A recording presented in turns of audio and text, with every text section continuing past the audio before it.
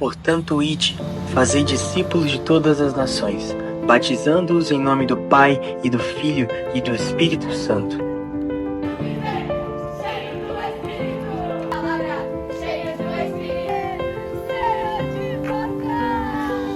ensinando-os a guardar todas as coisas que eu vos tenho mandado.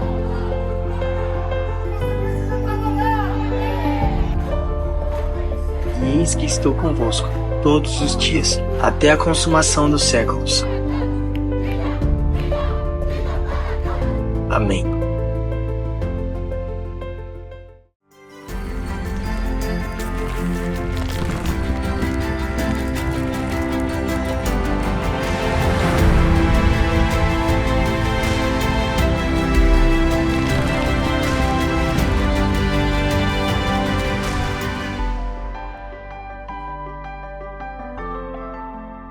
Queridos irmãos, queridas irmãs, sejam todos muito bem-vindos a mais uma transmissão do Instituto Vida para Todos. Tema geral: a palavra da vida, a comunhão da vida e pedras vivas para a edificação. Estamos já no final das epístolas de Pedro. A mensagem é de número 28, cujo título é Esperando e Apressando a Vinda do Dia de Deus. Leitura da Bíblia, 2 Pedro, capítulo 3, versículos de 8 até 18. Estamos chegando ao final de um ano. O ano, aliás, começou bastante atribulado, mas nós recebemos muitas bênçãos de Deus ao longo dos meses e que todas as ferramentas que o Senhor nos deu para a expansão do Evangelho foram ainda mais, tomaram um rumo ainda mais acelerado. Então nós estamos muito alegres. Antes de entrar nessa mensagem, eu quero dizer para vocês que estamos muito alegres com essas equipes que estão se formando.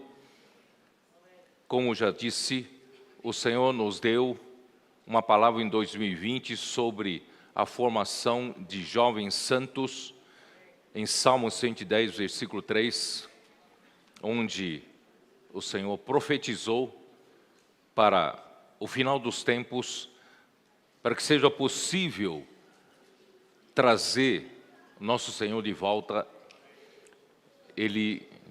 Deus Pai prometeu ao Filho dar-lhe esse reforço. As igrejas atenderam à convocação voluntariamente, mas ainda faltava uma força extra, e essa força extra veio quando chegou o momento da aurora. E a aurora é justamente o início da volta do Senhor. E esse início da aurora, a grande maioria das pessoas não percebe. Somente os especialistas conseguem perceber. E nós o percebemos através da revelação da palavra. E ainda mais em 2021 e 2022, realmente floresceram muitos adolescentes e, sem deixar de dizer também, os pré-adolescentes e as crianças do nosso meio foram especialmente levantados por Deus para amarem a palavra de uma maneira simples e de uma maneira até desesperada. Eles passaram a tomar nota das mensagens, passaram a fazer imersão na palavra, passaram a dormir ouvindo a palavra, acordar ouvindo a palavra. Isso é o que está escrito em Deuteronômio 6, inculcar a palavra de Deus. Isso trouxe um grande resultado. E graças a Deus que o Senhor energizou essa geração com a sua energia da vida divina. E muitas coisas, né, o Senhor fez acontecer por meio deles. E agregou-se, né, agregaram-se a eles muitos capitães que são jovens, para que eles pudessem ser cuidados, pudessem ser direcionados. E mais do que isso, também o Senhor agregou os intendentes, que são os irmãos mais maduros da igreja, os irmãos adultos, né, os irmãos que têm mais experiências, tanto na vida humana como na vida espiritual. E para dizer, irmãos, que na igreja ninguém está encostado, ninguém está na arquibancada assistindo o jogo, todos nós estamos em campo. E com isso, irmãos, muitas coisas têm acontecido entre nós, e nós temos, nessas últimas semanas, dado uma atenção especial para esse envolvimento maior dos capitães, né? Então vou aproveitar outra vez para dizer, se ainda você que é jovem, ainda não se envolveu de uma maneira, né, mais forte, é uma oportunidade para você, antes de terminar o ano, envolva-se com os adolescentes, envolva-se com a casa de adolescentes, participe de alguma operação Vem e Vê. Hoje de manhã, um intendente disse que sempre ouviu falar, né, de Vem e Vê, mas nunca participou. Ele teve a oportunidade de participar nessa saída em Itaquaquecetuba. Ele ficou impressionado como, em pouco tempo, se consegue trazer tantas pessoas sedentas, né, participando da imersão na palavra, do grito de guerra, da imersão refinada. E, irmãos, isso é maravilhoso que está acontecendo entre nós. Então, eu quero aproveitar também para nós envolvermos mais todos os intendentes. Nenhum irmão adulto, nenhum irmão da maturidade deve ficar de fora. E especialmente eu tenho me preocupado com aquelas irmãs que têm filhos pequenos em casa. Ainda, né, graças a Deus, alguns têm filhos já grandes, crescidos, já saíram de casa, mas nós temos também várias irmãs que têm filhos pequenos, que precisam, né, cuidar, ainda na idade escolar ou não. Mas eu disse para os irmãos, nós também podemos dar oportunidade para essas irmãs também se envolverem nisso, tanto participar, se possível, Vem e Vê, ou, né, pelo menos entregar alguns contatos para que ela, em casa mesmo, pode ligar para as pessoas do contato para fazer apacentamento, acompanhamento, de modo que ninguém fique de fora.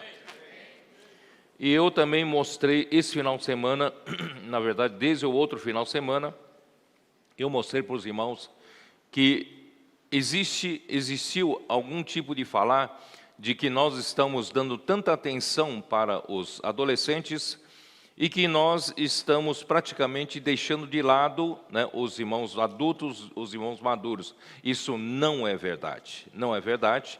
Então, eu quero mostrar para vocês numa planta, né, por exemplo, Jesus disse, eu sou a videira verdadeira, em João 15, e vós os ramos, né? Quem permanece em mim e eu nele, esse dá muito fruto.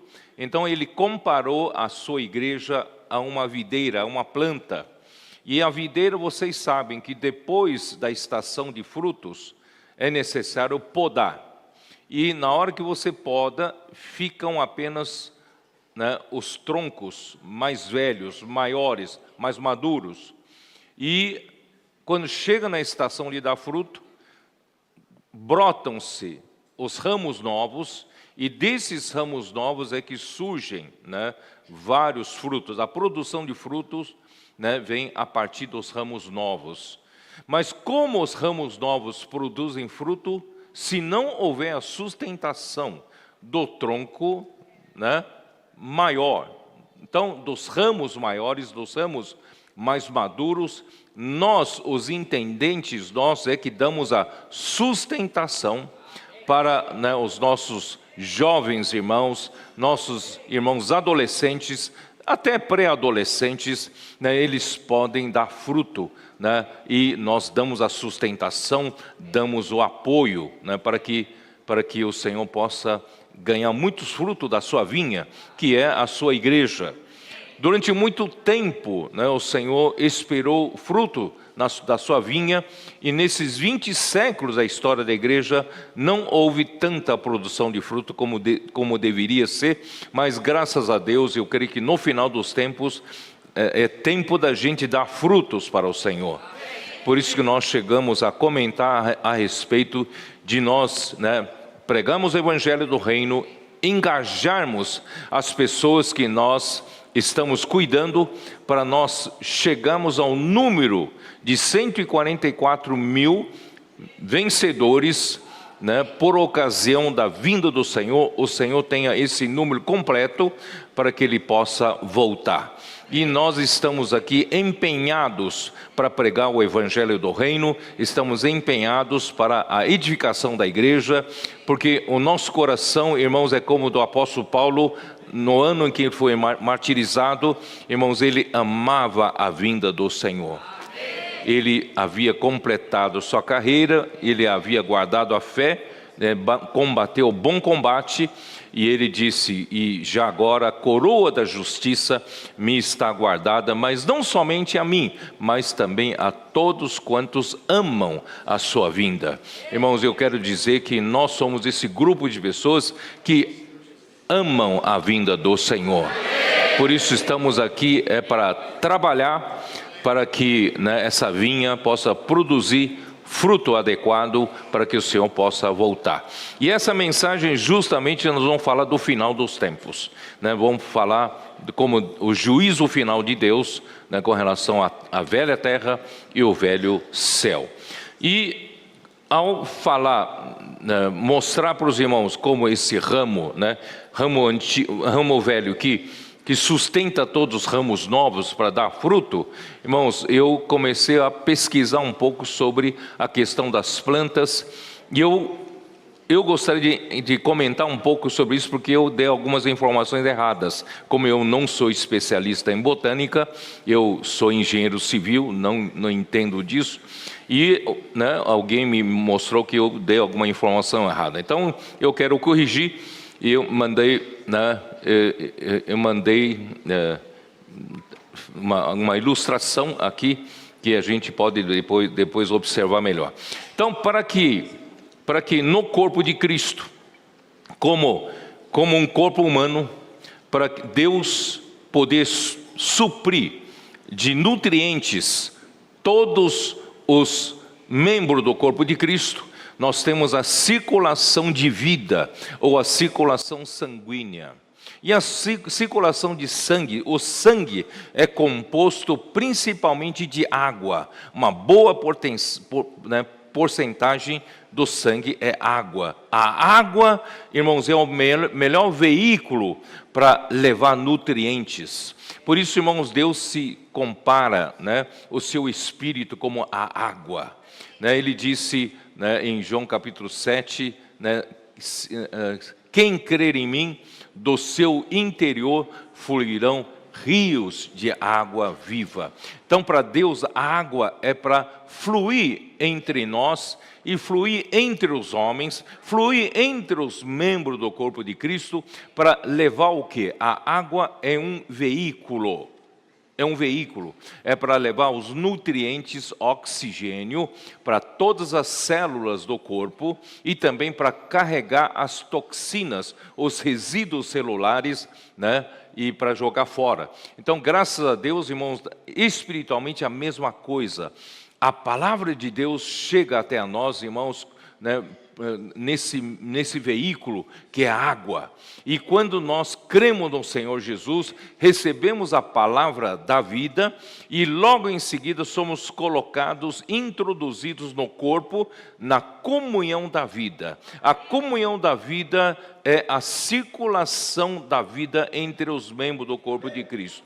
E o que circula entre nós é a palavra.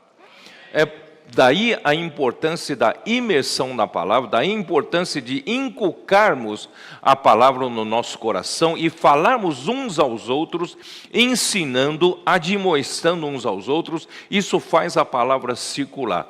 Por isso, irmãos, a melhor maneira de você ajudar uma pessoa, irmãos, usa a folhinha da imersão. No passado a gente dava muitos conselhos. Irmãos, hoje a melhor coisa é fazer as pessoas terem contato com a palavra em si. A palavra tem poder de ajudar, né? Quem participou de alguma live dessa semana, né, nós demos um testemunho de um empresário no Pará que foi, né, contactado pela igreja, conheceu a igreja. No entanto, a vida dele estava do avesso, ele estava com uma situação muito difícil, né, talvez até na familiar, mas aí ele telefonou para um dos irmãos dizendo: me ajuda porque eu tô numa pior, eu não sei mais o que fazer. E o irmão, em vez de dar conselhos para ele, o irmão simplesmente fez a imersão da palavra juntamente com ele. E ele gostou tanto que a partir desse dia ele passou a fazer, né, todos os dias e ajudando outras pessoas a fazer. Então, não somente ele passou por essa situação difícil e hoje ele se tornou uma coluna na igreja, em pouco tempo na igreja. Vocês entenderam? Então, vamos fazer as pessoas terem contato com essa palavra, porque essa palavra é que é a seiva, né? É o sangue, né, que corre no corpo, que traz nutrientes, irmãos, que dá saúde para o corpo. Então, num organismo animal, nós temos esse fluxo sanguíneo, né, que corre, e quem é que faz o sangue circular no meu corpo? É o meu coração bombeia, né, o sangue. Eu tenho um sistema, né, arterial que leva todos os nutrientes para todas as células. Eu também tenho um sistema venoso que traz, né, todos os resíduos, também gás carbônico, de volta para os pulmões e o coração faz essa circulação da vida. E uma planta, como faz? Uma planta não tem o sistema cardiovascular, porque não tem um coração que bombeia. Como funciona numa planta essa circulação, né, de nutrientes? Então, graças ao Senhor, eu, né, leigo no assunto, fui pesquisar um pouco, aí eu descobri que existem 2 sistemas vasculares, né, numa planta. Um sistema é xilema, com X, tá? Podem projetar aqui, ó. Podem projetar. Não um sistema vascular. É xilema, outro é floema, né? Xilema transporta a seiva bruta. A seiva bruta é basicamente formada, né, de água, sais minerais e algum tipo de, né, hormônio, e ele vai da raiz. Eu falei o contrário, vai da raiz para os ramos, vai da raiz para a planta, tá? Aí tem um outro sistema, que é o sistema floema, que também, né, que aí pega esse sistema vascular. Aí a planta de dia faz fotossíntese, e através da luz solar, você vê como é importante a luz, né? Nós precisamos Deus é luz, precisamos da luz para formar. A fotossíntese acaba fazendo a planta ganhar alimento, glicose, tá? Aí também tem a seiva, né, o floema transporta a seiva chamada seiva elaborada. E a seiva elaborada já tem, além da água, né, sais minerais, ali tem aminoácidos, né, tem glicose, tem vários outros elementos para novamente suprir, redistribuir, né, esses nutrientes para o resto da planta. Por isso, irmão, não é à toa, quando você faz a imersão profunda, você faz a imersão elaborada, né? E você ganha, através da fotossíntese, o Senhor te dá luz, e você ganha mais luz do Senhor na palavra, você supre o corpo com a seiva elaborada. Olha como é importante, né? Não depende só de uma pessoa, é o corpo todo suprindo o próprio corpo, né? Então, né, se você é uma folha, faz a fotossíntese com a luz e você transforma, né, a luz em energia, em glicose, e você distribui isso em todo o corpo. Então, irmãos, graças ao Senhor, que é assim que funciona. E outra coisa que eu disse para os irmãos, como é que, se não tem uma bomba, não tem um coração, como é que esse fluxo funciona? Então, irmãos, existem nas folhas, nas plantas, né, um processo chamado transpiração. E a transpiração é justamente a perda de umidade, né? Essa perda de umidade causa uma pressão negativa, quer dizer, quando perde a transpiração, faz com que haja uma pressão negativa, tentando sugar, puxar, né, a seiva. E como é que a seiva consegue subir desde a raiz até nas plantas? Irmãos, graças a Deus que nós temos, né, na constituição dos ramos, os ramos são de uma planta, são formados por fibras vegetais muito fininhas, certo? E essas fibras vegetais muito fininhas, quando se juntam, vira um feixe de fibras, e entre as fibras estão, né, nós chamamos de interstícios, que são os vasos, nós chamamos de vasos capilares, vasos muito fininhos. E os vasos capilares captam a água da raiz e conseguem empurrar, conforme lá em cima tem a pressão negativa, suga, e aqui embaixo, né, através dos vasos capilares, empurra essa seiva. E por que empurra? Porque Deus é maravilhoso. A água que nós bebemos aqui, né, se você quiser jogar uma gota de água no seu celular, né, você joga uma gota aqui, você vai ver que essa gota não se espalha. Essa gota fica, né, contida em forma de uma abóbora, certo? Por quê? Porque Deus é maravilhoso, Deus é a física. Deus faz com que a água, toda a água aqui tenha a tensão superficial da água. Acho que você nunca ouviu falar sobre isso, né? Então, é por isso que uma gota de água fica em uma forma de gota, não se espalha indefinidamente pela superfície, porque tem a tensão superficial da água. Não sei se você já experimentou pegar um canudinho bem fininho, colocar no seu copo de suco ou de refrigerante, você vai ver que esse cano bem fininho, o nível é um pouco superior, né? Um pouco superior ao nível do copo.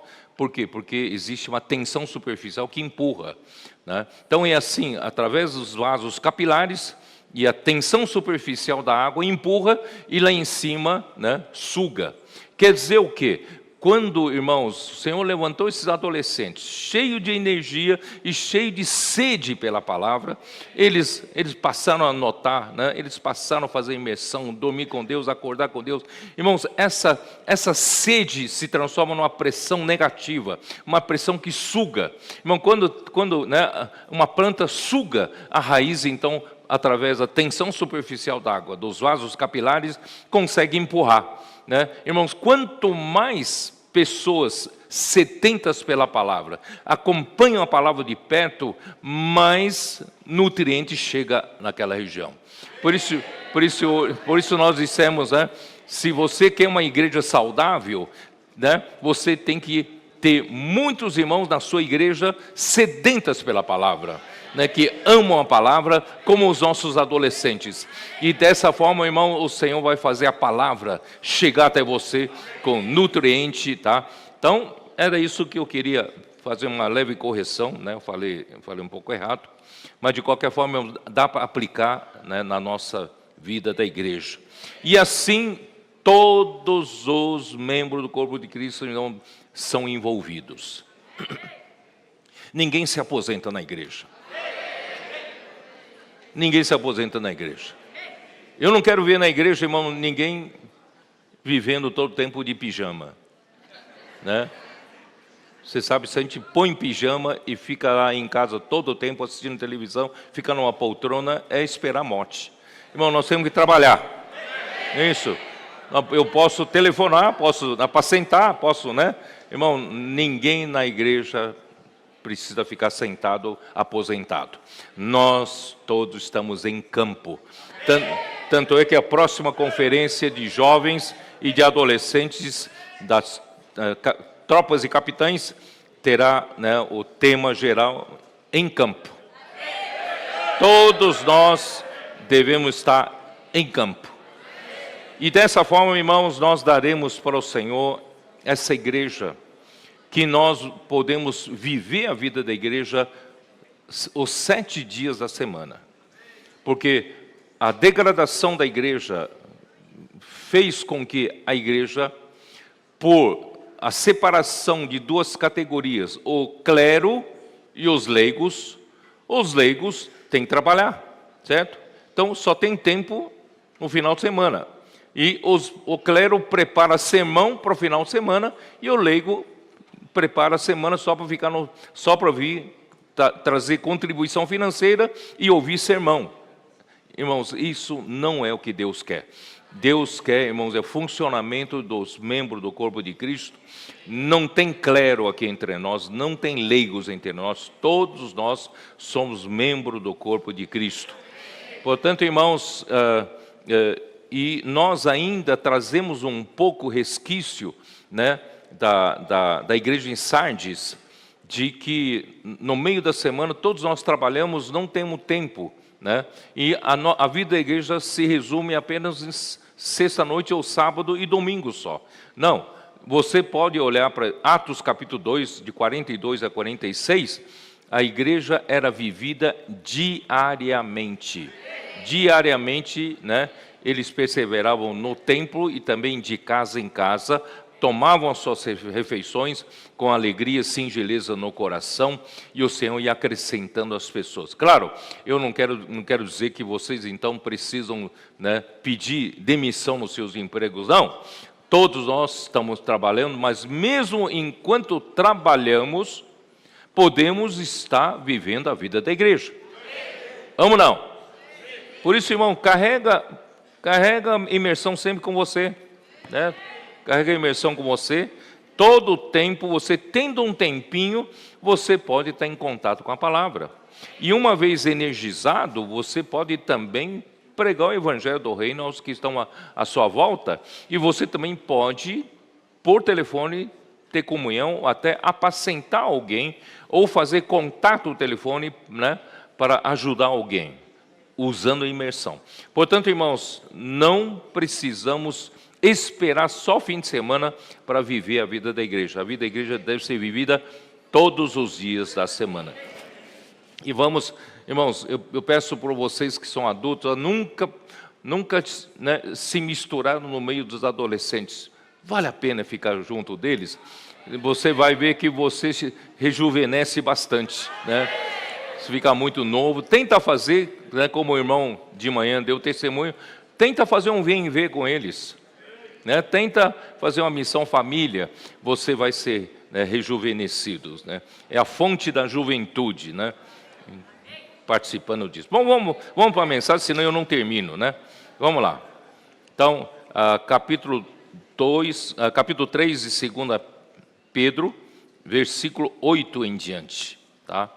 Então, versículo 8, ó Senhor Jesus, eu ainda tenho que, tem tanta riqueza, né? Não sei, às vezes a gente, né, no capítulo 3, nos 2 primeiros versículos, né, Pedro fala assim: amados, esta é agora a segunda epístola que vos escrevo, em ambas procuro despertar com lembranças a vossa mente esclarecida.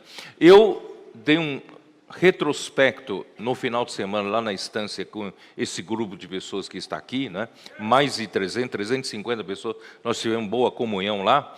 Eu tive a oportunidade, com um pouquinho mais de tempo, para mostrar como a igreja em Jerusalém teve um início maravilhoso.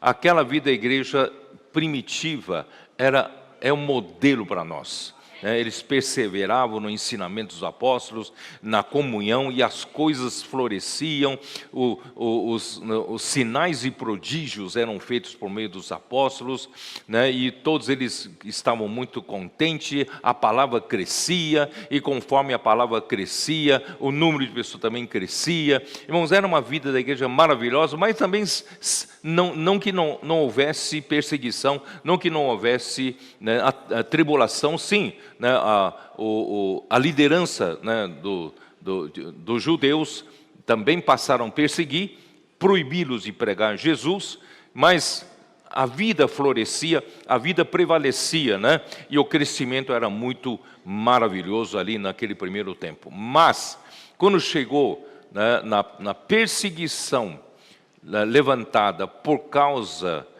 da morte de Estevão, né, Estevão foi um que dava testemunho forte, e levantaram falso testemunho e levaram-no para Sinédrio para ser interrogado. Ele, né, Estevão, ele praticamente mostrou o seguinte, né, vocês judeus estão nessa situação porque vocês nunca deram atenção para os profetas do Senhor. Pode dar uma olhada em Atos capítulo 7, eu não estou exagerando, não. Eles até, né, Estevão falava que Deus levantou Moisés, que vocês hoje tanto honram, mas no tempo de Moisés, o povo desobedecia a palavra de Moisés. E depois, vocês perseguiram e mataram, né, os profetas de Deus. E agora, por último, Deus havia prometido que Ele iria suscitar outro profeta como Moisés. Esse outro profeta como Moisés é Jesus. E vocês também mataram esse profeta. E vocês se tornaram traidores e homicidas.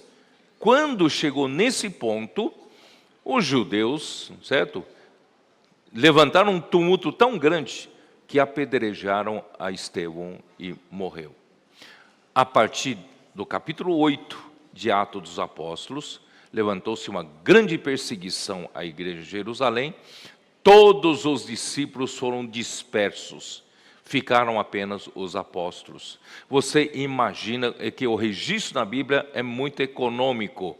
Na verdade, foi uma situação traumática para a igreja. Traumática. Todo mundo teve que se mudar de lá, né? E o que aconteceu? A partir daí para frente, você pode ver que Deus ainda, né, Deus, no capítulo 9 de Atos, Deus então chama a Saulo, e ele se converte no caminho para Damasco. E no capítulo 10, Deus ainda usa o apóstolo Pedro para ir na casa de Cornélio para pregar o evangelho para os gentios. E o Espírito Santo é derramado sobre os gentios e acolhido, né? O Espírito Santo acolheu os gentios que creram no Senhor para dentro do corpo de Cristo. Então o corpo de Cristo não é formado somente por judeus que creram, mas também formado por gentios que creram. Por isso, né, Paulo fala, no corpo de Cristo não há judeu, não há grego. Cristo é tudo em todos. Então, aí o Senhor usou, né, Pedro para abrir a porta, só que começa a haver uma dificuldade. Qual a dificuldade? Pedro mal volta para Jerusalém, os da circuncisão que haviam crido no Senhor Jesus, só que formaram um partido dentro da igreja em Jerusalém que lutavam pela permanência da prática da circuncisão e da prática da lei de Moisés. Paulo deixa claro, irmãos, que a lei serve de aio, serve de tutor para conduzir o povo de Israel a Cristo quando viesse a Cristo. E quando veio a fé, o povo já não estaria mais subordinado à lei. Só que era muito difícil para a nação de Israel abandonar a lei e abraçar totalmente a fé. Então havia um grupo de pessoas que eram da circuncisão e foram questionar, colocar um dedo no nariz do apóstolo Pedro: como é que pode? Que você fez? Falaram assim para Pedro: o que você fez? Você entrou na casa de incircunciso e você comeu com eles. Os judeus não podem sequer comer com os gentios, que são considerados por eles como porco, como animal imundo. E era uma coisa muito forte, mas Pedro falou: peraí, eu fui porque Deus me mandou ir. Tanto é que aquela experiência de lençol, grande lençol, que desceu Pedro, cheio de animais quadrúpedes, répteis e aves, e Deus disse: levanta Pedro, mata e come. E ele não obedeceu, ele não quis comer. Aí, depois que ele entendeu que Deus estava se referindo à salvação dos gentios. E depois disso, irmãos, vocês podem perceber que a igreja de Jerusalém não teve mais aquele início maravilhoso da palavra crescendo, prodígios, sinais, prosperando em vida, não é isso? Cheio de alegria, e passou a misturar a fé com a lei. E tanto é que quando chega no capítulo 21 de Atos dos Apóstolos, Paulo, na sua terceira viagem, passa por Jerusalém. Ele encontrou quem? Ele não encontrou-se com os apóstolos, só com os presbíteros. E os presbíteros, quem liderava era o Tiago. E disseram Paulo: está vendo aqui? Nós temos dezenas de milhares dos judeus que creram no Senhor Jesus. Só que todos eram zelosos da lei. Quer dizer, não abandonaram a lei e abraçaram a fé. Irmão, não tem como. Fizeram uma igreja, uma simbiose da lei com a fé na igreja em Jerusalém. Irmãos, aquilo ficou uma coisa extremamente religiosa. E a partir de então, irmãos, você não vê. Aí quando chega, Deus então levanta Saulo, no capítulo 11, a igreja em Antioquia, alguém prega o evangelho. Não deveria pregar o evangelho para os gregos, alguém errou, pregou o evangelho para os gregos, claro, eu falo meio brincando, pregando o evangelho para os gregos, e levantou uma igreja. Essa igreja em Antioquia, a igreja em Jerusalém, soube disso, mandou Barnabé. E Barnabé foi lá e viu: opa, eu preciso de ajuda. Aí que ele foi chamar Saulo de Tarso. E Saulo passou 1 ano ali na igreja de Antioquia, e quando termina um ano, Atos capítulo 13, o Espírito Santo mandou separar a Barnabé e a Saulo para a obra do Espírito Santo. Aí que começa o evangelho sendo pregado na terra gentia, e foi no final até Roma. Irmãos, isso é maravilhoso. Por que Deus precisou achar esse caminho? Porque em Jerusalém já não tinha mais caminho. Vocês perceberam? Então, quem eram os destinatários das 2 cartas de Pedro? Acho que você nunca pensou sobre isso. Os que foram dispersos na grande perseguição em Jerusalém. São pessoas que experimentaram aquela vida da igreja em ressurreição, aquela vida da igreja maravilhosa dos primeiros tempos, e foram dispersos. Eles não participaram da segunda etapa da igreja em Jerusalém, que é uma mistura da lei com a fé. Certo? Agora imagine vocês, esses de Jerusalém, dezenas de milhares de pessoas, zelosos da lei, que creram no Senhor Jesus, certamente eles têm muito parentesco com os que foram espalhados. E eles certamente tentaram influenciar os que estavam dispersos, apacentados por Pedro. Eu estou falando uma coisa que ninguém nunca falou sobre isso. Mas pensa um pouco. Esses que estão em Jerusalém já vivendo de outra forma. E certamente, irmão, não é da forma que Pedro ensinou no começo. E Pedro continua apacentando a ele na linha da vida, na linha da fé, na linha de Cristo. E certamente eles recebem muita influência dos de Jerusalém da segunda etapa.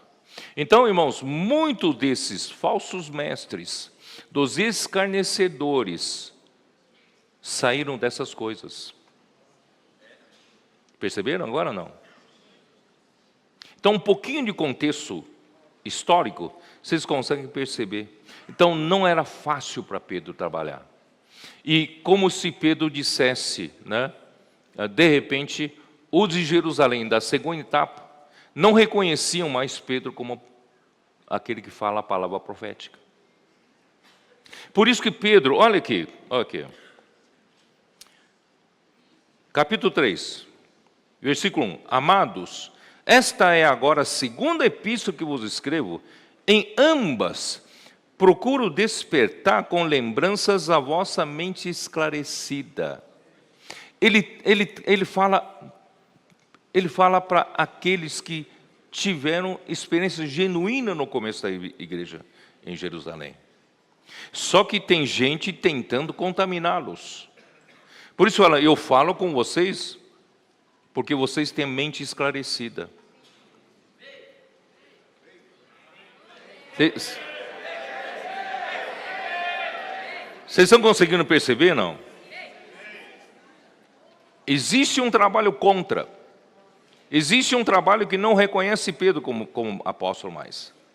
Olha o versículo 2. Para que vos recordeis das palavras que anteriormente foram ditas pelos santos profetas. Quem são esses santos profetas? São os profetas do Antigo Testamento. Tá? Eu vou repetir. Para que vos recordeis das palavras que anteriormente foram ditas pelos santos profetas. Mas ele não para por aí. Ele fala, bem como do mandamento do Senhor e Salvador, ensinado por quem? Pelos vossos apóstolos. E quem eram vossos apóstolos ali? Era Pedro.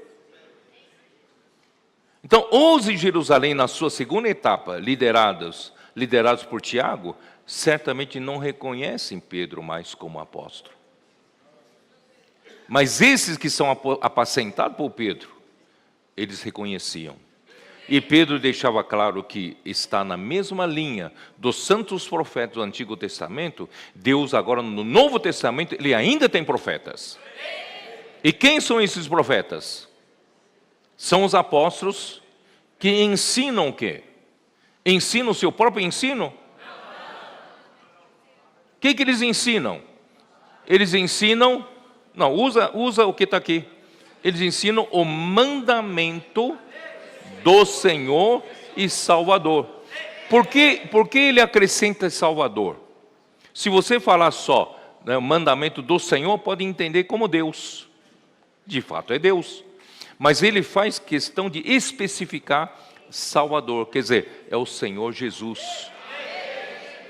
Então, os apóstolos do Novo Testamento são profetas do Senhor Jesus. Por isso que Paulo, em Gálatas 1, fala, o evangelho que prego, eu não aprendi de homem algum, não é? E é segundo a revelação de Jesus Cristo, é que me dá essa revelação para eu pregar. E João também, em Apocalipse 1:1, a revelação de Jesus Cristo que Deus lhe deu para mostrar aos seus servos as coisas que em breve devem acontecer, e ele enviou o seu anjo para notificar a João. Então, é revelação de Jesus Cristo. Em outras palavras, o Novo Testamento, irmãos, é quem fala é Jesus Cristo. Você vai dizer, peraí, como é que você pode afirmar isso? Então, abra sua Bíblia em Hebreus capítulo 1. Hebreus capítulo 1. Havendo Deus, outrora, falado muitas vezes e de muitas maneiras aos pais pelos profetas. Deus falou pelos profetas do Antigo Testamento, muitas vezes e de muitas maneiras, falou aos pais. Agora, dá uma olhada no começo do versículo 2. Nestes últimos dias, nos falou pelo Filho. Por isso, os apóstolos do Novo Testamento, eles não podem falar suas próprias palavras. Eles devem ensinar o mandamento do Senhor e Salvador. Isso é igual a Atos 2:42. E perseveravam no ensinamento dos apóstolos. Os apóstolos ensinavam o quê? Ensinavam o mandamento do Senhor. Em outras palavras, irmãos, a palavra que o Senhor nos dá não é meramente uma palavra de conhecimento bíblico. Não é meramente uma palavra de sugestão para você viver uma vida cristã melhor. Não, a palavra que o Senhor nos dá é mandamento. É mandamento. É comando. É ordem. Cabeça, né? Falando com o corpo, né? Encabeçando o corpo.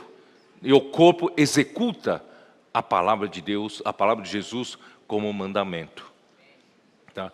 Então, é nesse princípio que nós vamos falar agora, do versículo 8 em diante. Tá?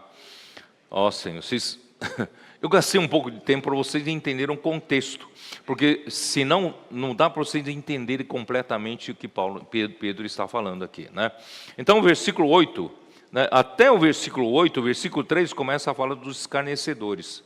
Quem são os escarnecedores? Os que não consideram Pedro como apóstolo. Os que não consideram que Pedro fala a palavra profética. Por isso que lá no capítulo 1 fala a palavra profética, tendo tanto mais confirmada a palavra profética que brilha como uma candeia numa noite escura, que nos leva em direção à vinda do Senhor. Irmãos, Pedro estava tentando mostrar por esses que são ajudados por ele, a palavra que eu estou falando com vocês é a palavra profética. Essa palavra vai conduzir vocês até a volta do Senhor, e não são minhas palavras, são palavras que é mandamento do Senhor e Salvador. Tá? Só que surgiram muitos escarnecedores, surgiram muitos que escarneciam, né? Dizem, isso aí é a palavra de Deus, não é não? Pedro inventou fábulas, né, engenhosamente inventadas para dizer que viu no Monte da Transfiguração Jesus, né, viu a glória de Jesus. E quem que comprova isso? Só 3 subiram no monte, né, só Pedro, Tiago e João. Não, eles inventaram isso. Esses são os escarnecedores. E os escarnecedores também estão dizendo, né, onde está a promessa da sua vinda? Vocês apóstolos falam que o Senhor vai voltar, Onde está a promessa da sua vinda? Né? Tanto que vocês falaram até agora, parece que não aconteceu nada. E nada mudou entre nós, né? Então, essa foi a mensagem anterior. Então, hoje nós vamos continuar, mensagem 8, versículo 8. Há todavia uma coisa, amados, que não deveis esquecer, que para o Senhor um dia é como 1000 anos, e 1000 anos como um dia. Não retarda o Senhor a sua promessa, como alguns a julgam demorada, principalmente os zombadores, os escarnecedores, que não aceitavam a palavra. Né? Ele é longânimo para convosco, não querendo que nenhum pereça, senão que todos cheguem ao arrependimento. Irmão, não se esqueça que para Deus, irmão, Deus não vive limitado pelo tempo, como nós estamos limitados pelo tempo e pelo espaço. Deus, ele não está limitado. Ele vive na eternidade. Isaías 57, 15, como diz.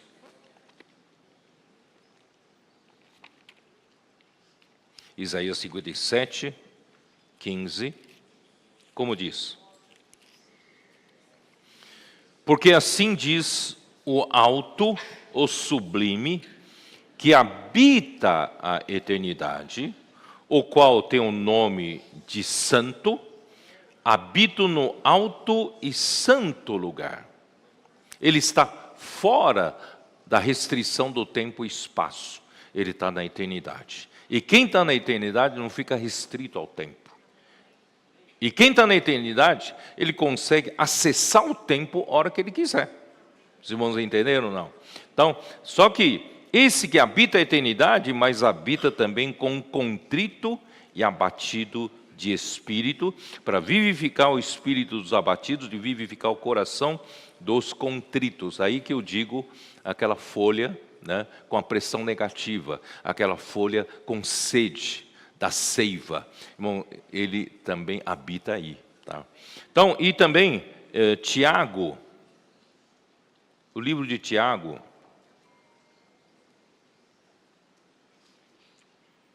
Senhor Jesus. Livro de Tiago,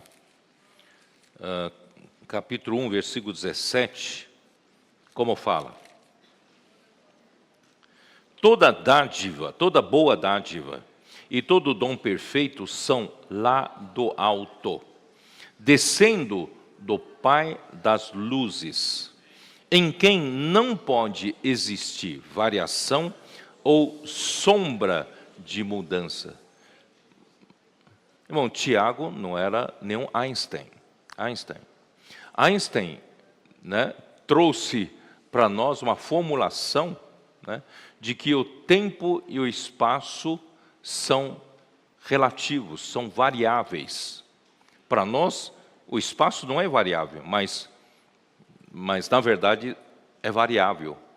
Variável, única coisa que é constante e não varia é a velocidade da luz. Né? O Einstein formulou, né, a E igual mc, e o c é a velocidade da luz. A única coisa que é constante é a velocidade da luz. E conforme a velocidade da luz, mais próxima da velocidade da luz ou menos próxima da velocidade da luz, o tempo e o espaço vai variando. Em outras palavras, segundo Einstein, quem viaja perto da velocidade da luz, o tempo praticamente não corre. Você não envelhece. E se você andar na velocidade da luz, o tempo não passa mais. Não tem mais tempo.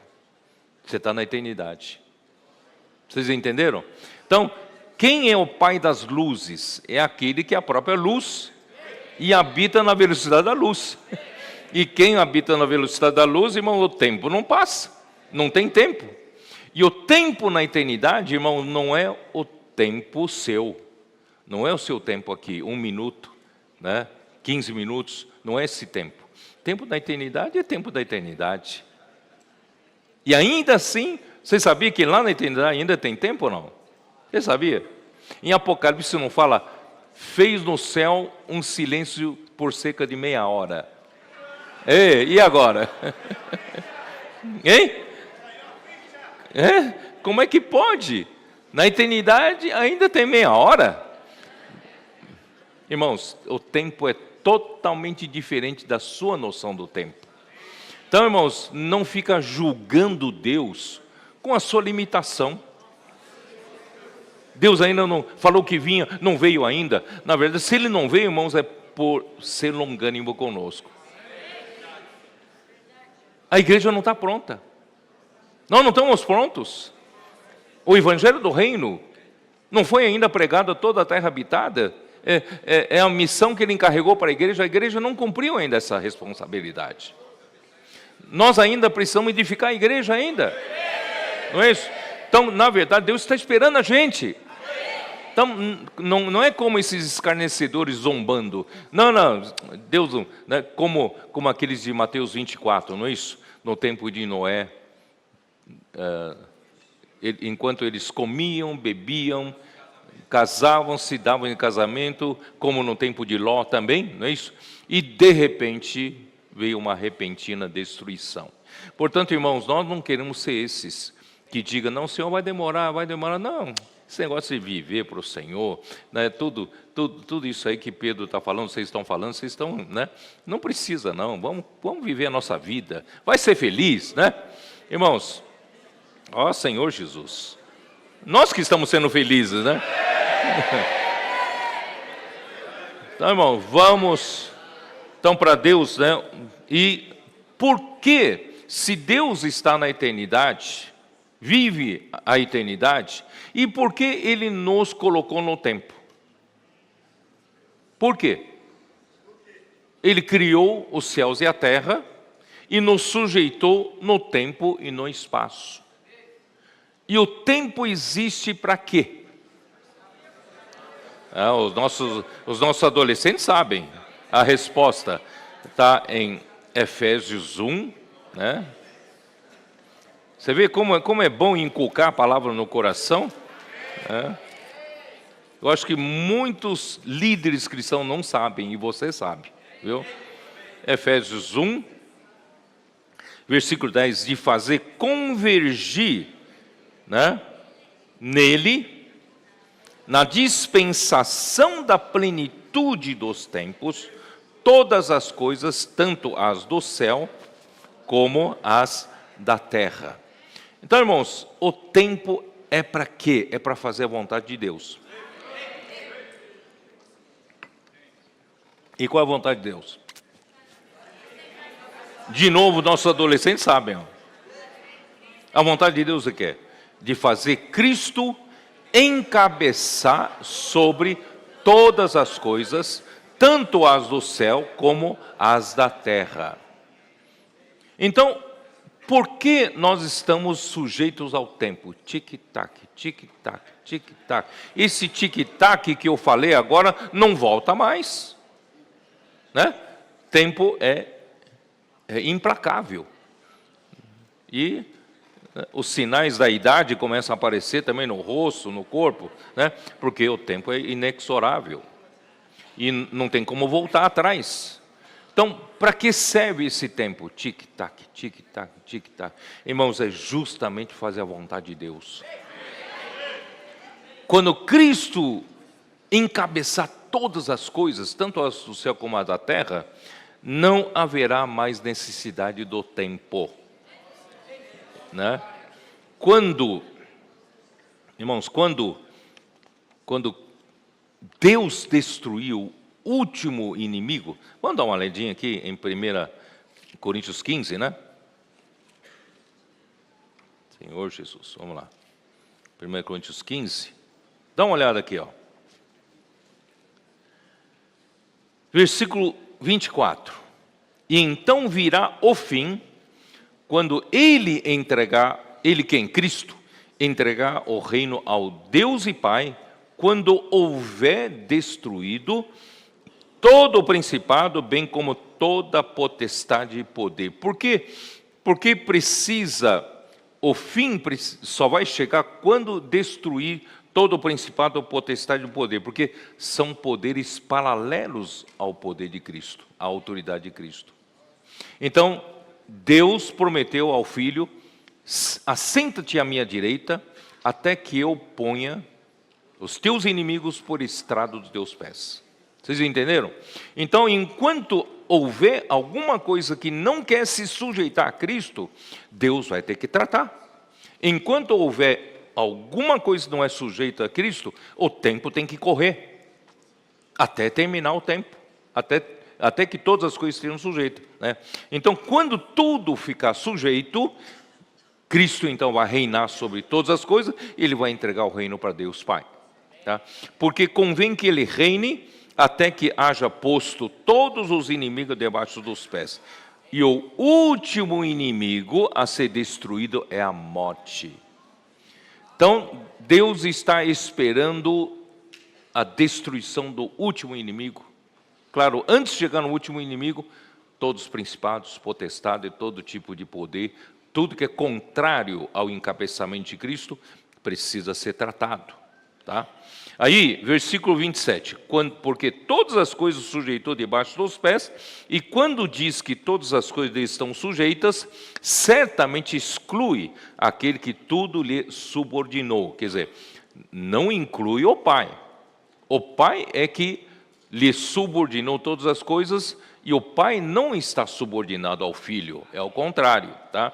E quando, porém, todas as coisas lhe estiverem sujeitas, então o próprio filho também se sujeitará àquele que todas as coisas lhe sujeitou, para que Deus seja tudo em todos. Aí há uma só cabeça, uma só autoridade, que manda em tudo. É isso que precisa acontecer, certo?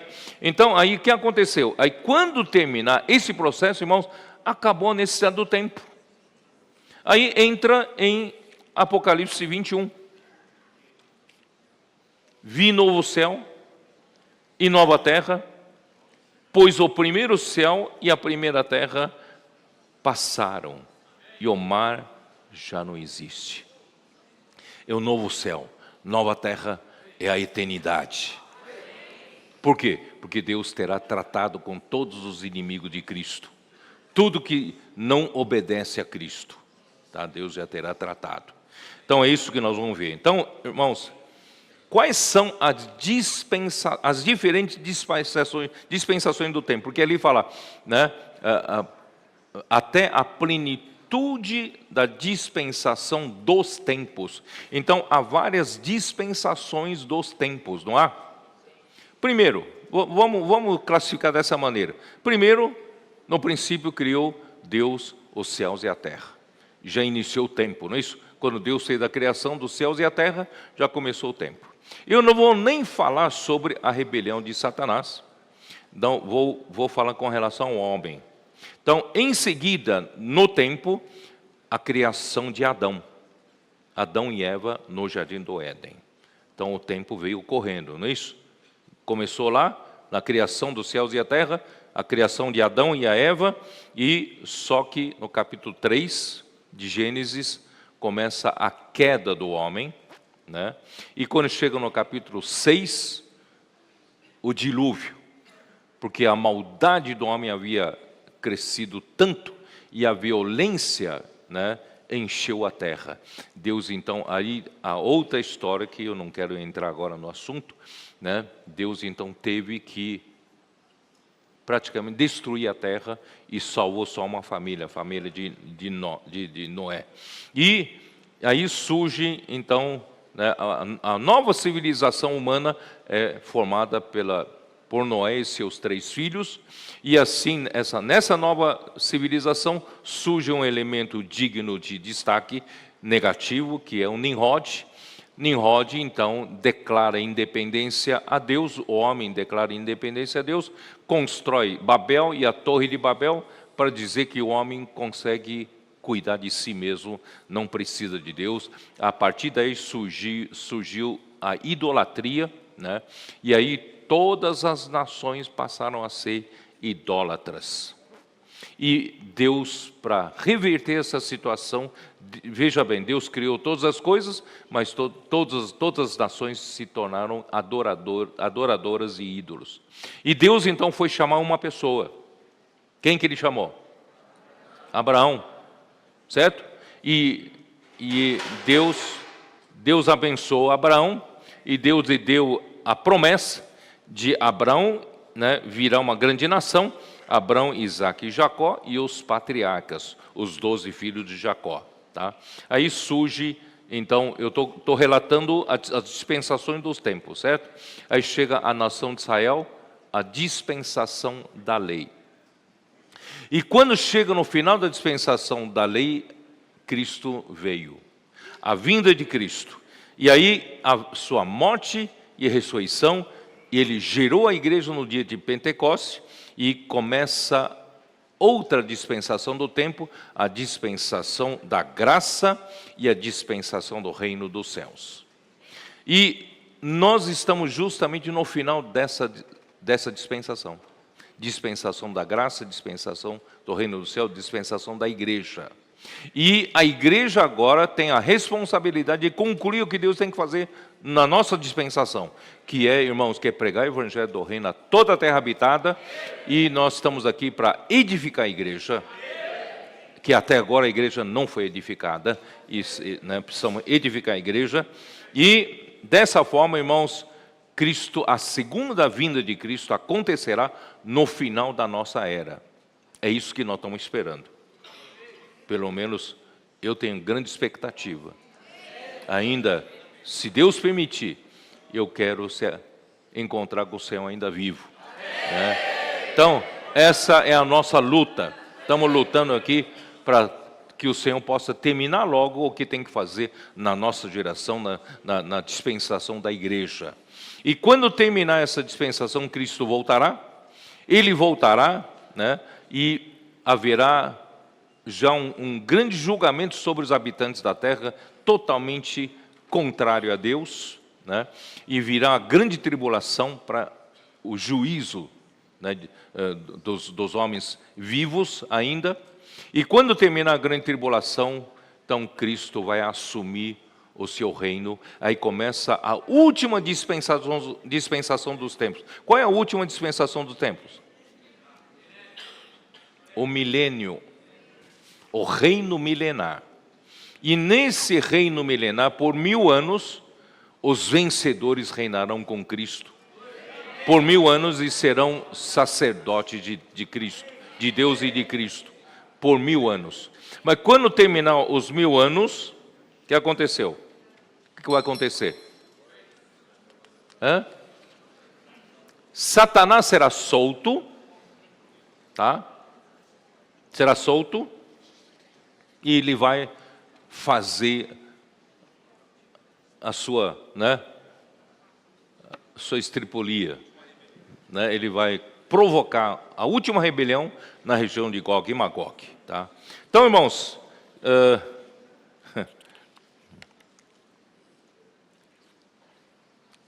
antes de entrar nisso, vamos seguir um pouco os versículos, senão... Por isso, irmãos, nós precisamos ter essa noção do tempo, né, que tem o Senhor. Vamos seguir um pouco o versículo. Versículo 9, vamos lá. Versículo 9.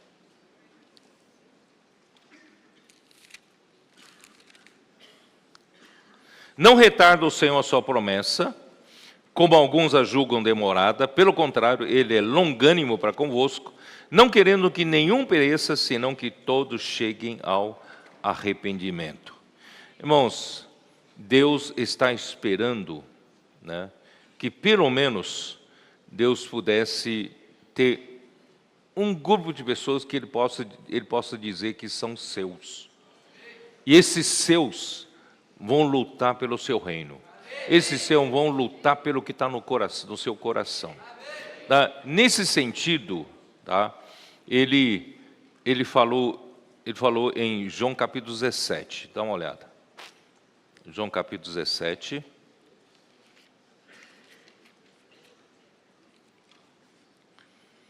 Versículo 6. Manifestei o teu nome aos homens que me deste no mundo. Irmãos, tem pessoas que o Pai deu ao Filho no mundo para poder fazer a vontade de Deus na igreja. Você quer fazer parte desses? Né? Que ele diz, tá? Eram teus, tu nos confiaste, e eles têm guardado a tua palavra. Então, quem são esses que Deus hoje pode contar para finalizar sua obra na era da igreja? São os que têm guardado a palavra de Deus. É a palavra de Deus que faz toda a diferença. Agora, eles reconhecem que todas as coisas que me tens dado provêm de ti. Até Jesus diz, nada é meu. Tudo que eu faço, a minha capacidade, a minha palavra, quem faz a obra, não sou eu. Quem faz é o Pai. Irmãos, é isso que nós temos que perceber. Não somos, é Deus quem faz a sua obra. Mas através de quê? Da palavra. Então cabe a nós guardar a palavra. Amar a palavra, ter amor reverente à palavra. Irmão, Deus faz a obra, Deus opera. É tão simples assim. Mas ele precisa de pessoas que crê no enviado de Deus, tá? porque eu lhes tenho transmitido as palavras que me desse. Vocês veem que esse grupo de pessoas que Deus pode contar está totalmente relacionado com a palavra de Deus. Porque não é a capacidade humana que vai realizar a obra de Deus, é a palavra, né?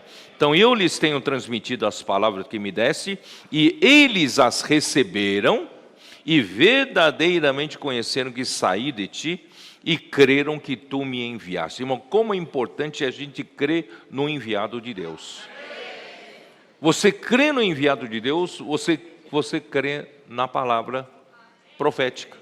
E quando você crê no enviado de Deus, você crê na palavra profética, Deus faz a sua obra. Não é pela sua capacidade nem a minha. Deus, Ele sabe fazer, né?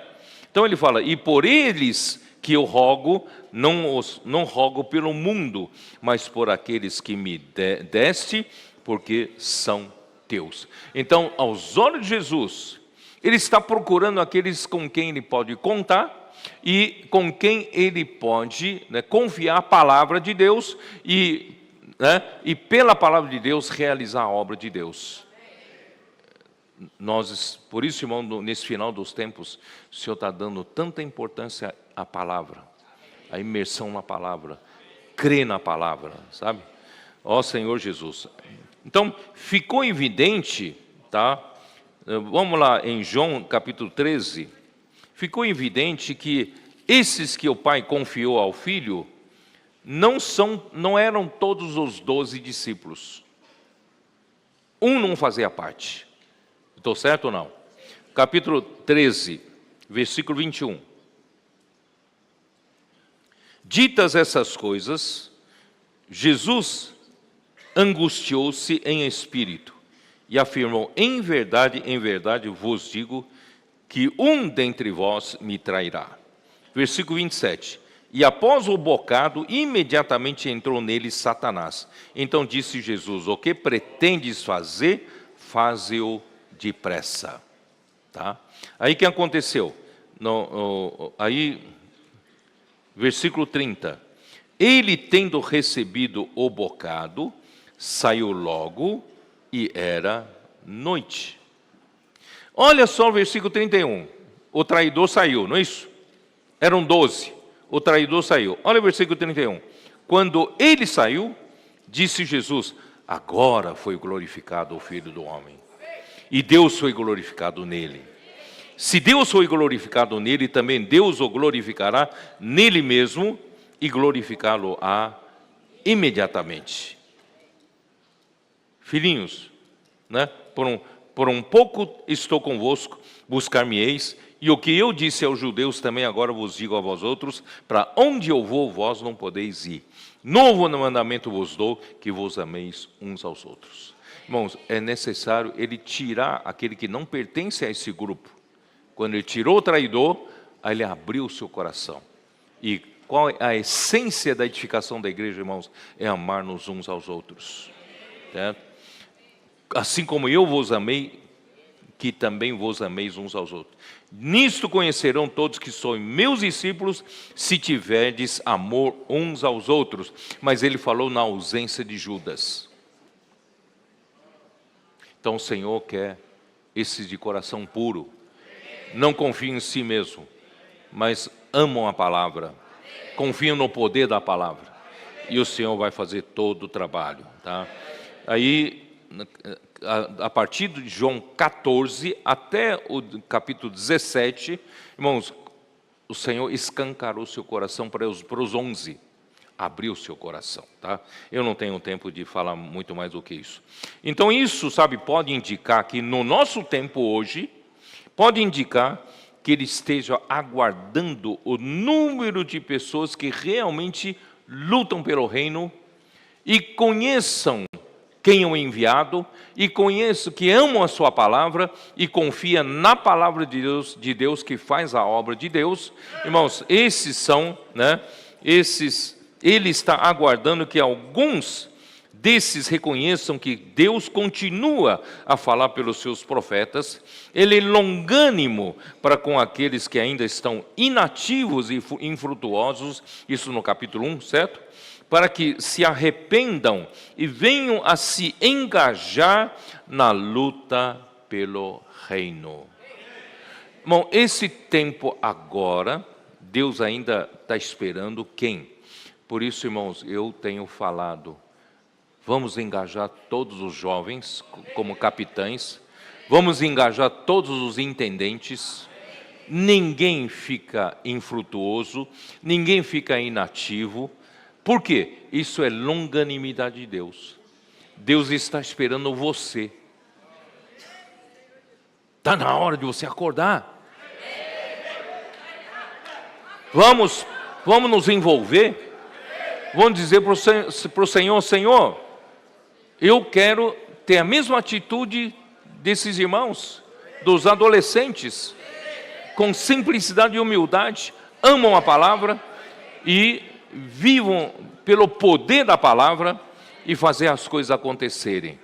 Eu não quero mais ficar, marcando o tempo na minha situação religiosa de mornidão. E eu quero participar para lutar pelo seu reino. Tá? Então, vamos lá? Vamos trabalhar, porque é para... Ó Senhor Jesus, Deus deseja que todos sejam salvos. 1 Timóteo 2,4, tá? Deus deseja que todos sejam salvos e cheguem ao pleno conhecimento da verdade. Vocês acharam, né? 1 Timóteo 2,4, tá? O qual deseja que todos os homens sejam salvos e cheguem ao pleno conhecimento da verdade. Mas para isso, você precisa crer em quem foi enviado. Versículo 7. Para isto foi designado pregador e apóstolo, afirmo a verdade e não minto, mestre dos gentios da fé e na verdade. Esse é o caminho certo, tá? Agora, vamos dar continuidade ali, vamos para o versículo 10, de 2 Pedro 3, né? Versículo 10. Virá, entretanto, como ladrão o dia do Senhor, no qual os céus passarão com estrepitoso estrondo, e os elementos se desfarão abrasados, também a terra e as obras que nela existem serão atingidas. Irmãos, o dia do Senhor significa o dia do governo de Deus para exercer o seu juízo. Deus, ele vai julgar a terra. Não pense que as coisas às vezes parecem impunes, estão, mas não, Deus é um juiz. Ele vai exercer o juízo sobre toda a terra, e o dia do Senhor, né, é o dia final, tá? Então, segundo o que é registrado em 1 Tessalonicenses 5, 2 e 3, dá uma olhada. 1 Tessalonicenses 5, né, 2 e 3. Pois vós mesmos estáis inteirados com precisão de que o dia do Senhor vem como ladrão de noite.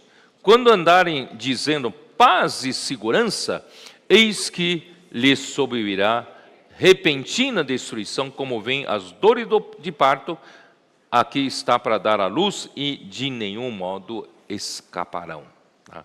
Isso provavelmente, quando dirão paz e segurança, é quando surgir, né, na terra alguém capaz de pôr paz e segurança aqui na terra, fazendo uma aliança, provavelmente seja esse tempo, uma aliança de 7 anos, e quando o povo diz, não, finalmente encontramos alguém que pode pôr, né, ordem nessa terra, na verdade, passa 3 anos e meio e vem a repentina destruição. Por isso, irmãos, é bom a gente se preparar, né, para o dia da vinda do Senhor. Tá?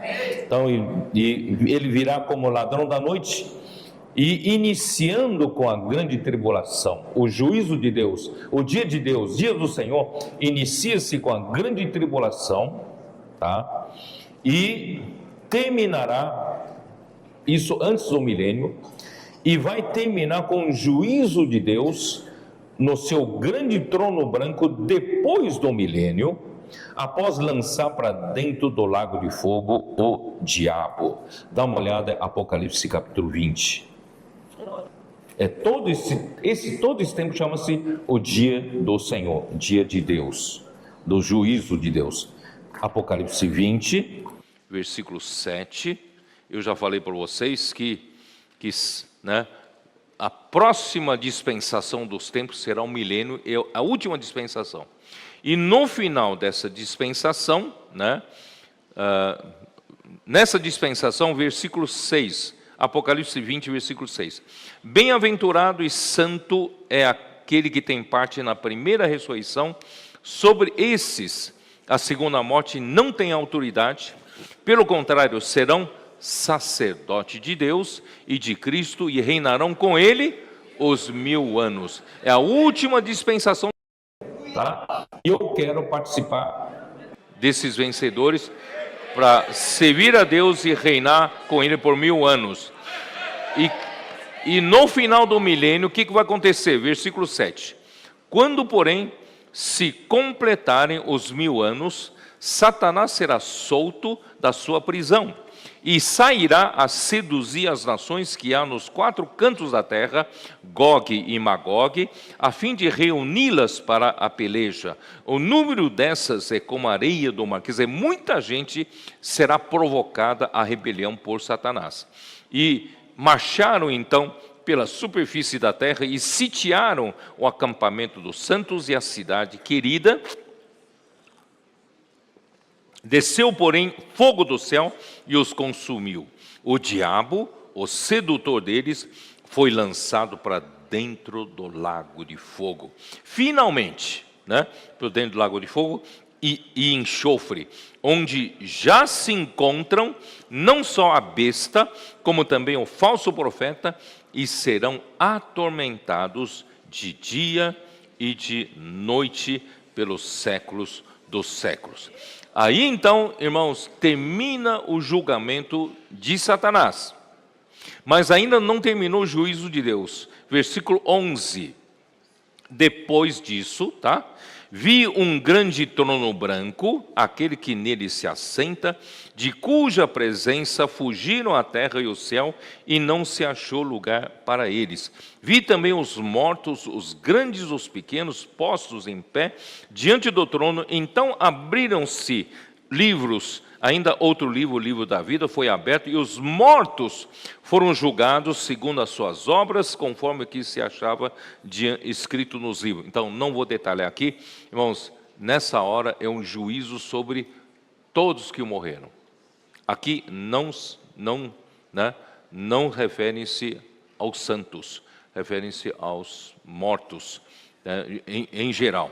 Aí tem mortos que estariam no mar. Versículo 13, deu o mar aos mortos que nele estavam, a morte e o além entregaram seus mortos que nele havia, e foram julgados um por um, segundo as suas obras. Aí 14, olha o 14, então a morte e o inferno foram lançados para dentro do lago de fogo.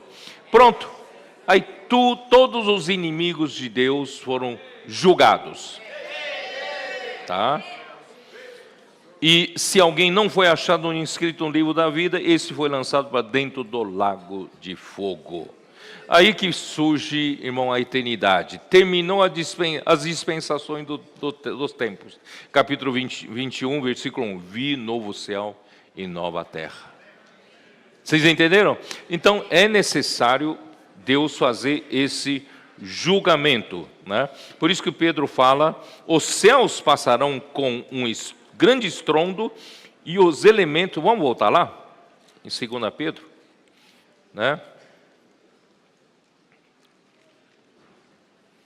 Os céus, onde está, hein? No qual os céus passarão com estrepitoso estrondo, e os elementos se desfarão abrasados, também a terra e as obras que nela existem serão atingidas. Visto que todas essas coisas hão de ser assim desfeitas, deveis ser tais como os que vivem em santo procedimento e piedade. Irmãos, Deus vai julgar todas as coisas. Esse velho céu e velha terra será julgado com fogo. Deus julgou uma vez a terra com um dilúvio, com água. Mas agora Deus quer terminar de vez toda a velha criação. E o fogo extermina tudo. O fogo, quando passa pelo fogo, sobra apenas cinza. Daí tudo fica purificado. Então Deus não quer nada da morte, quer nada da rebelião, né, permaneça na terra. Por isso esse julgamento com fogo. E todos os demais elementos se desfarão. E também a terra e as obras que nela existem serão atingidas. Irmãos, até as obras feitas aqui na terra, que às vezes você acha que tem algum homem que fez alguma obra boa, irmãos, até essas obras são vãs. Tudo isso será atingido. Se não é algo que vem de Deus, algo que vem de Cristo, irmãos, tudo é vaidade. E tudo precisa ser queimado. Por isso Pedro fala em 1 Pedro 1, 24 e 25, que o homem, irmãos, o homem como a erva. E a sua glória é como a flor da erva.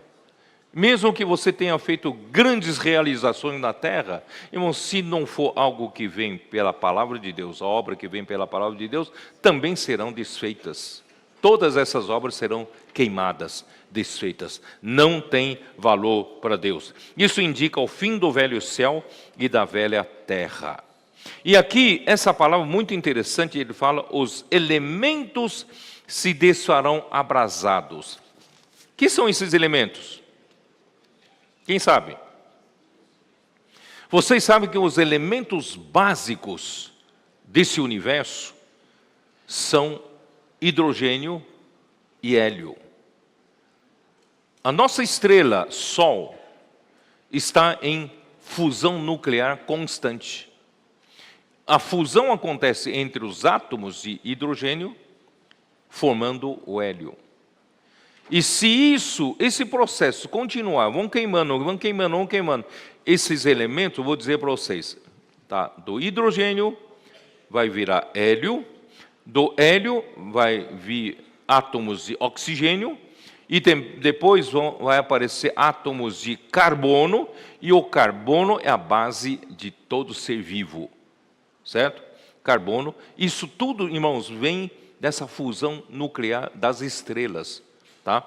E também, a partir desses elementos, surgem também nitrogênio, ferro, cálcio, silício, flúor, entre etc.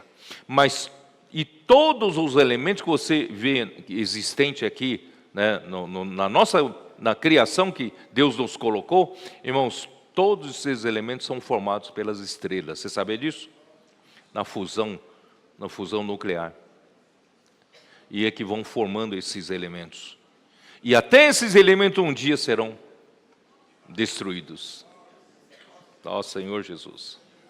Então, visto, né, que todas essas coisas são assim, desfeitas, devemos ser tais como os que vivem santo procedimento e piedade, né, vamos continuar lendo, esperando e apressando a vinda do dia de Deus, por causa do qual os céus incendiados serão desfeitos e os elementos abrasados se derreterão. Nós, porém, segundo a sua promessa, esperamos novos céus e nova terra, nos quais habita a justiça. Irmão, nós não temos esperança nenhuma com o velho céu, velha terra. Por isso, irmão, quando nós cremos em Jesus, Deus nos fez uma nova criação. Nós já não, espiritualmente falando, não pertencemos mais a essa velha criação, tá? Então, por isso que ó Senhor Jesus, tudo será desfeito pelo juízo governamental de Deus. Então, que tipo de pessoas devemos ser, irmãos, para não ser consumido no juízo de Deus? Aqui não é só Pedro falando para você ter um bom comportamento, não, né? Aqui diz assim, nós devemos ser como os que vivem em santo procedimento e piedade. Aqui não é só um apelo para um bom comportamento. É que se você não viver de acordo com santo procedimento e piedade, ainda vai ser julgado e queimado. Vocês entenderam? Então, se nós vamos ver tudo isso vai ser desfeito, puxa, eu não quero mais viver de maneira que o produto daquilo que eu vivo hoje ainda precisa ser queimado. E eu quero viver na nova criação. Então, por isso devemos viver como quem espera a vinda do Senhor, né? Aqui diz assim,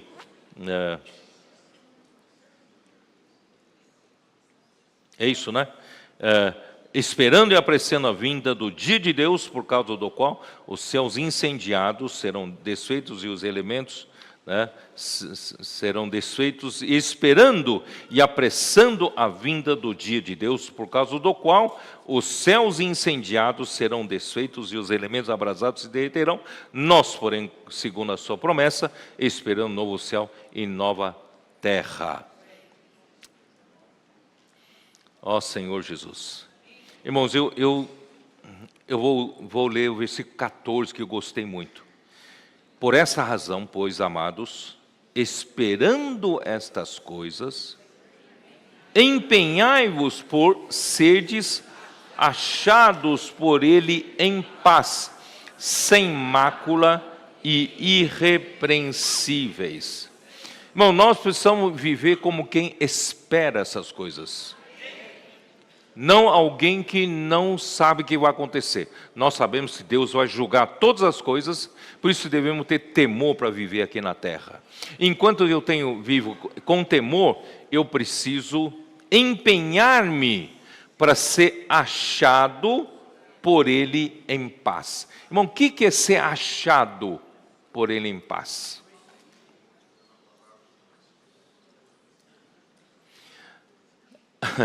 Aí volta para aquele que eu falei. Quando que foi? Ariel está aí não? Cadê Ariel? Ariel, quando foi que eu falei? Foi no dia 6 de dezembro? Hein? 6 de dezembro de 2021. O Senhor nos deu uma luz em Mateus 24, não é isso? Mateus 24. Por que eu chamei Ariel? Foi essa palavra, irmão, que levantou um casal. Estavam vivendo a vida da igreja apáticos, não é isso? Sem muito significado, de repente essa palavra os animou, né? E hoje eles estão servindo fortemente ao Senhor, né? Então, Mateus 24, vamos lá.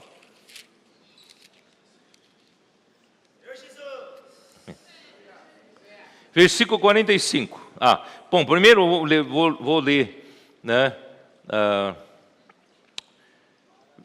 Versículo 38. Porquanto, assim como nos dias anteriores ao dilúvio, comiam, bebiam, casavam, andavam sem casamento, até o dia em que Noé entrou na arca e não o perceberam, senão quando veio o dilúvio e os levou a todos. Assim será também a vinda do Filho do Homem. Por isso, irmão, não vamos viver desapercebidos. Porque a hora que a porta da arca se fechar, você ficou do lado de fora, você não tem mais onde se proteger do dilúvio. Né? Enquanto a porta da arca está aberta, ainda é oportunidade de Deus, é longânimo. Irmão, vamos aproveitar que a porta da arca está aberta. Vamos entrar nessa vida da igreja maravilhosa. Você sabia que a arca hoje para nós é a vida da igreja? Vamos nos despertar, vamos entrar para viver essa vida da igreja na arca do Senhor, né? E então 2 estarão no campo, um será tomado e deixado outro. 2 estarão trabalhando no moinho, uma será tomada e deixada a outra. Aqui é a vinda secreta do Senhor Jesus. 2 estarão vivendo aqui como normalmente trabalhando, 2 estarão também trabalhando normalmente, fazendo tarefa de casa ou trabalho, e de repente um é levado, outro é deixado, uma é levada, outra é deixada. O que quer dizer isso, irmãos? Uma estava pronta, um estava pronto, mas outro não estava pronto. Irmão, por isso diz, Portanto, vigiai, porque não sabeis em que hora vem o nosso Senhor. Só que, no nosso conceito de antigamente, é que para eu estar pronto na vinda do Senhor, eu preciso ter amadurecido completamente. Não é? Isso que pegou Ariel, né, Ariel?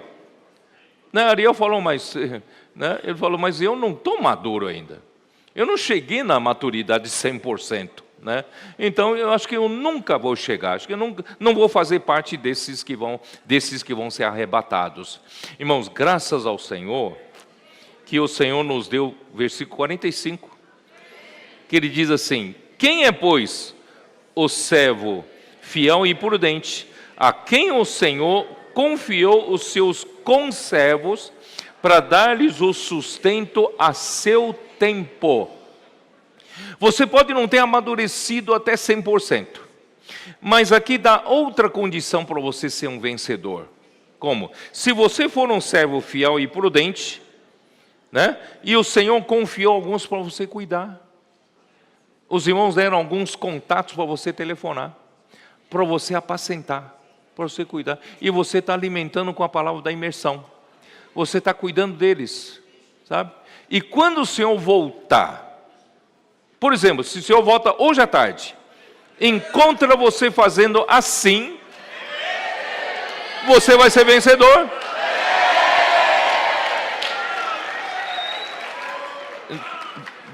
Eu não estou inventando, versículo 46. Bem-aventurado aquele servo, a quem seu Senhor, quando vier, achar fazendo assim. Em verdade vos digo que lhe confiará todos os seus bens. Mas se aquele servo, sendo mau, disser consigo mesmo: meu Senhor, demora-se, eu vou me preocupar com os outros, apacentar os outros, já tem um problema demais para mim, cuidar dos outros, pregar o evangelho para os outros, apacentar os outros. Não, o Senhor não vai voltar, o Senhor, né, a promessa do Senhor, né, não vai se cumprir, não. Os irmãos estão falando aí, não vai acontecer nada disso. Aí esse servo mau vai ficar. Né? Eu não quero ficar, tá? Então, ó Senhor Jesus. Aí a vinda do Senhor, por isso, irmãos, nós precisamos pregar o evangelho do reino a toda a terra habitada, é a nossa responsabilidade. Mateus 24, 14. É isso.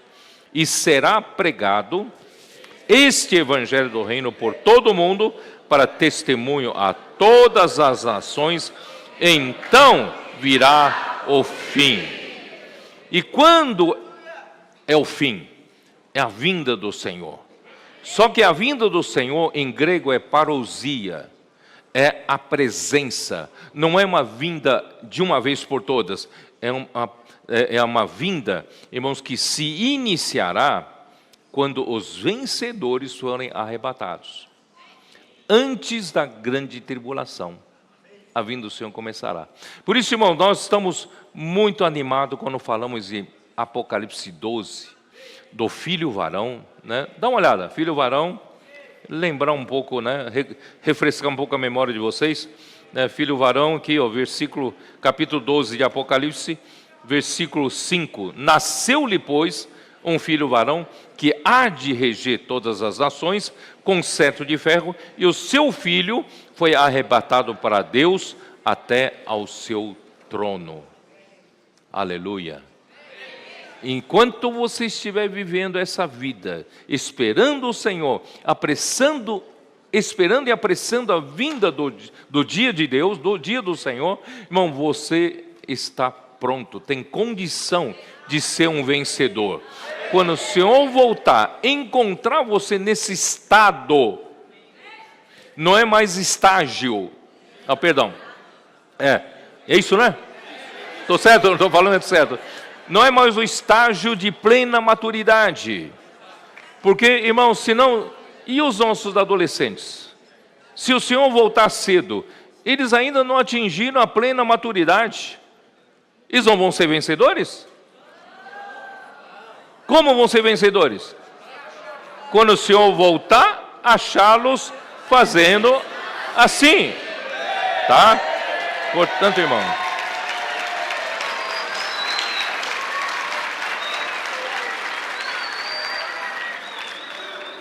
Irmãos, eu não tenho mais tempo, eu tenho aqui vários versículos, eu vou só ler o que eu preparei, depois tem vários versículos, quem sabe aparece no estudo, no alimento diário. Ó. Então, a vinda do Senhor iniciará quando os vencedores forem arrebatados, que é Apocalipse 12, que eu falei agora, do filho varão, e também dos 144 mil, está Apocalipse 14, versículo 1. Olhei e eis o Cordeiro em pé sobre o monte Sião, e com ele 144 mil, tendo na fronte escrito o seu nome e o nome de seu pai. Para mim, o filho varão, a parte viva do filho varão, que for arrebatada ao terceiro céu, antes da grande tribulação, para mim será exatamente esses 144 mil vencedores. Estarão vivos na presença quando o Senhor voltar. Tá? E aí, quando eles forem arrebatados, vai iniciar a grande tribulação. Deus vai livrar os vencedores e passar pela grande tribulação, porque eles já foram aprovados aqui na terra. Tá? Vira a grande tribulação, e a grande tribulação ocorrerão, na grande tribulação, no início da grande tribulação, ocorrerão as calamidades sobrenaturais do sexto selo, e as primeiras 4 trombetas, tá? Não precisa ficar com medo desses termos aí depois, um dia a gente explica melhor, né? As 4 trombetas serão aplicadas para ferir a terra, com tudo o que nele há, e os céus com os corpos celestes.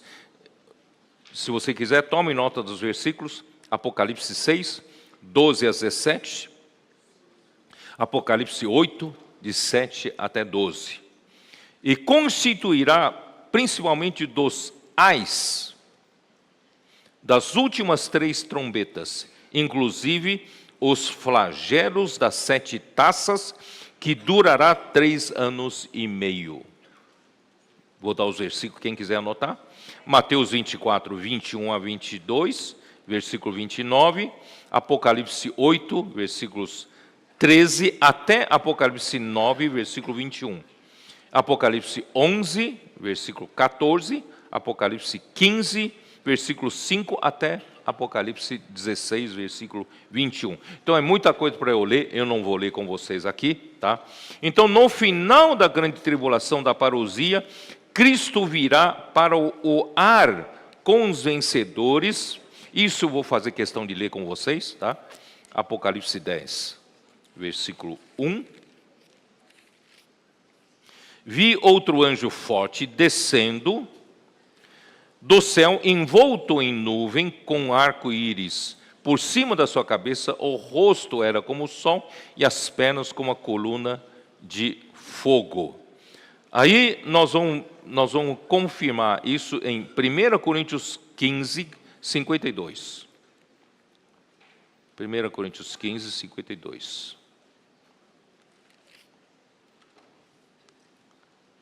Num momento, num abrir e fechar de olhos, ao ressoar da última trombeta, a trombeta soará, os mortos ressuscitarão incorruptíveis e nós seremos transfigurados. Tá? E 1 Tessalonicenses 4, 1 Tessalonicenses 4, versículos 16 e 17. Porquanto o Senhor mesmo, dada a sua palavra de ordem, ouvida a voz do arcanjo, e ressoada a trombeta de Deus, descerá dos céus, e os mortos em Cristo ressuscitarão primeiro. Aqui eu estou falando, irmãos, os mortos em Cristo. Lá no grande trono branco, será no final do milênio, para os mortos no geral. Mas aqui, os mortos em Cristo serão ressuscitados, tá? Nesse momento da vinda do Senhor. E depois nós, os vivos que ficarmos, seremos arrebatados juntamente com eles entre nuvens para o encontro do Senhor nos ares, e assim estaremos para sempre com o Senhor. Tá? E, ó Senhor Jesus, e ali é aqui que os crentes serão julgados. diante do tribunal de Cristo. Isso está em 2 Coríntios 5:10. Dá uma olhada. 2 Coríntios 5:10. Porque importa que todos nós compareçamos perante o tribunal de Cristo para que cada um receba segundo o bem e o mal que tiver feito por meio do corpo. Isto é, enquanto o meu corpo está vivo, as minhas ações serão julgadas, conforme o que eu fiz com esse corpo. Por isso, irmão, usa esse corpo para produzir fruto para Deus. Depois disso, né, os crentes mortos e vivos serão julgados, tá? Aí sim, os vencedores participarão das bodas, da festa do casamento do Cordeiro, tá? Isso está em Apocalipse 19, isso ainda, irmãos, antes do milênio, tá? Apocalipse 19, 7 e 8.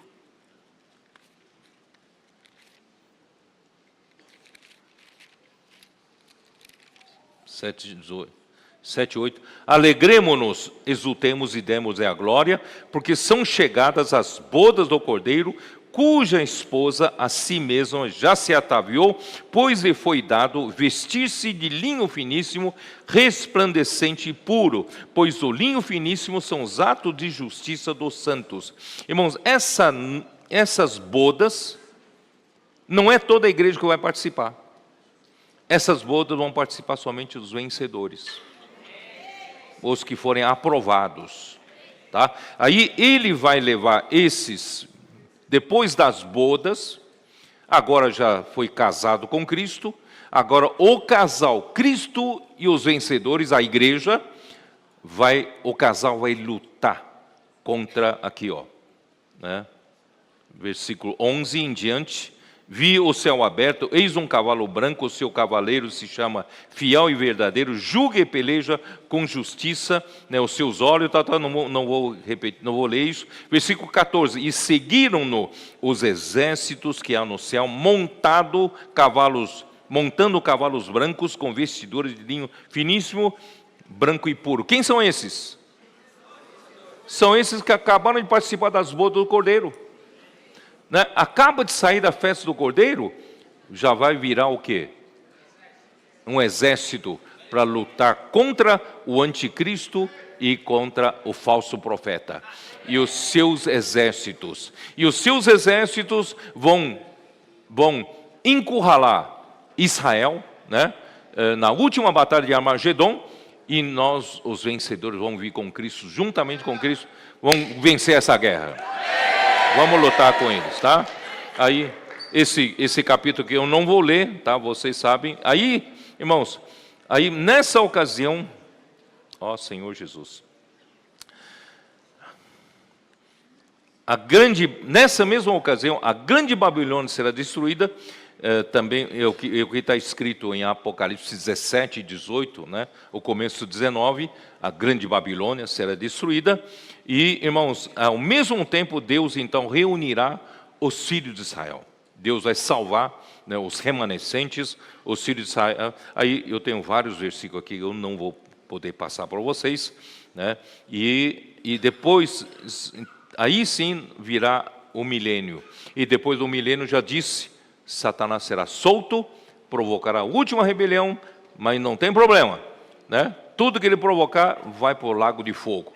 E definitivamente, né, após, né, daí, irmãos, os céus e a terra serão totalmente purificados. Depois disso virá o juízo final, que é o grande trono branco que eu falei, né? Entre todos, e o Senhor vai julgar. Juízo final sobre os homens, sobre os mortos e sobre os demônios, e provavelmente sobre os anjos caídos, né? E no grande trono, isso tudo no grande trono branco. Aí, irmão, terminará, por fim, o juízo final que Deus vai executar contra a velha criação. Esse é o seu governo universal. Por isso, irmãos, aquele que está em Cristo é nova criação. Quem viver na nova criação, irmãos, não precisará ser julgado na velha criação. Então, vamos continuar, né, vivendo dessa maneira. Bom, eu acho que não vou ter tempo de falar tudo isso. E aí, no final, irmão, tem a conclusão da carta de 2 Pedro, não é tão importante assim, eu não vou falar sobre. Eu só quero encorajar vocês, irmãos, que o Senhor está sendo longânimo conosco, a porta da arca ainda está aberta, vamos viver uma vida de um vencedor, lutando pelo reino de Cristo, também engajando outras pessoas na luta pelo reino. Nós vamos completar os 144 mil vencedores, né, para o Senhor poder voltar. Amém? Você está conosco? Amém. Está aqui com Camarões, Uganda e Quênia. Amém. Você sabe que a palavra funciona. Amém. A profética funciona. Então eu só confio na palavra. Né? Mas essa experiência de ser chamado pelo Senhor, né, é algo muito profundo, né? A capacidade traz a palavra, né? Amém. Não é a nossa capacidade, mas é a palavra profética. Amém. Amém. Eu só tenho que pegar essa palavra e assim como ela vem, transmitir para os irmãos e praticar.